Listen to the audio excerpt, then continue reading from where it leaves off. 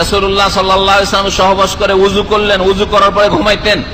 এটা জানা আমাদের জন্য জরুরি যে সহবাসের পরে যদি মনে করেন যে এখন তো রাত 10টা বাজলো, ফজরে আমার গোসল করলেই চলে, এই মাসলা জানতে হবে না? তাহলে আমি শুয়ে থাকবো, তা আমি এরকম নাপাক হয়ে শুয়ে থাকবো না, পুরোপুরি নাপাক হয়ে শুয়ে থাকবেন না, উযু করে আপনার নাপাকিটাকে হালকা করে না তারপরে শুয়ে থাকেন। হয়তো যুবক মানুষ অথবা বিদেশ থেকে গিয়েছেন, বিবির কাছে রাতে একাধিকবার যেতে হবে, সহবাস করতে হবে, তো বারবার করে গোসল করবেন? মূর্খ লোকেরা তাই করে। আমাদের দেশের মূর্খ সমাজের লোকেরা কি করে, যেমনই সহবাস হলো তারপরে রে খাট থেকে নেমে ভালো করে হাঁটবি না, তুই যে পায়ের আঙ্গুলে ভর দিয়ে দিয়ে কোন রকম করে গোসল খানায় পৌঁছিবি। শুনেছেন না শোনেন নাই?